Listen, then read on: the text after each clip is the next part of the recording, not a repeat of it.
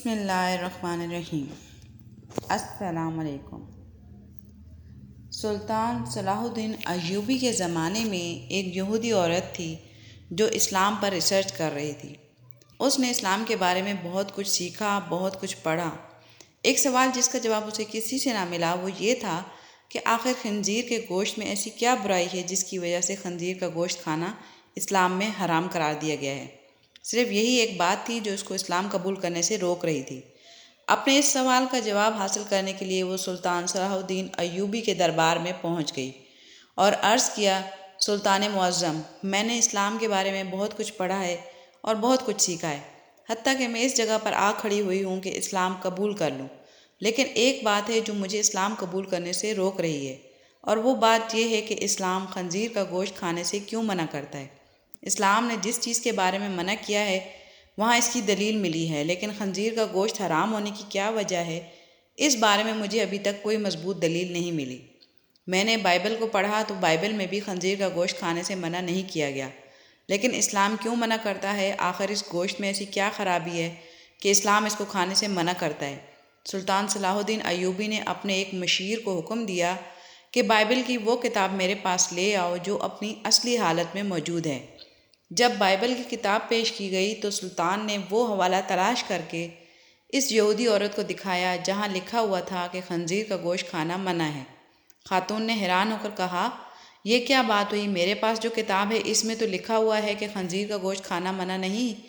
یہ سن کر سلطان نے جواب دیا، مجھے ترس آتا ہے تمہارے ان لکھاریوں پر جنہوں نے اپنی عیاشیوں کے لیے اس پاک کتاب کو اپنے لفظوں سے تبدیل کر دیا ہے۔ تمہارے پاس جو بائبل ہے یہ اپنی اصلی حالت میں موجود نہیں۔ ابھی تو میں نے صرف اس کتاب سے ثابت کیا ہے کہ خنزیر کا گوشت کھانا منع ہے، اب میں اسے سائنسی لحاظ سے بھی ثابت کروں گا۔ پھر سلطان نے اس عورت سے کہا کہ کل صبح خنزیر کا گوشت پکا کر میرے دربار میں لے آنا۔ دوسرے دن اس عورت نے خنزیر کا پکا ہوا گوشت سلطان کی خدمت میں پیش کر دیا۔ سلطان نے اس کو کراہیت سے دیکھتے ہوئے کہا کہ اب اس کی بوٹی کے 2 حصے کرو۔ خاتون نے جب چھری سے بوٹی کے 2 حصے کیے تو درمیان میں سے گوشت کچا تھا۔ سلطان نے اس خاتون سے کہا کہ کیا تم نے اس گوشت کو صحیح طریقے سے پکایا نہیں تھا؟ تو وہ کہنے لگی، نہیں سلطان معظم، میں نے تو اس کو بہت اچھی طرح سے پکایا ہے۔ تو سلطان نے کہا کہ اب تمہاری سمجھ میں یہ بات آ گئی ہوگی کہ یہ حرام گوشت ہے، اسے جتنی بھی اچھی طرح پکایا جائے یہ درمیان میں کچا رہ جاتا ہے، اور جب یہ تمہارے پیٹ کے اندر جاتا ہے تو بہت سی بیماریوں کا سبب بنتا ہے۔ دوسری بات یہ کہ سور جس جگہ رہتا ہے یہ اپنے ارد گرد کی تمام گندگی حتیٰ کہ انسانوں کی گندگی کو بھی کھا جاتا ہے، اس کی خوراک بہت ہی غلیظ ہوتی ہے، اس حوالے سے وہ غلاظت اس کے گوشت میں بھی شامل ہوتی ہے جو بذات خود بیماریوں کا منبع ہے۔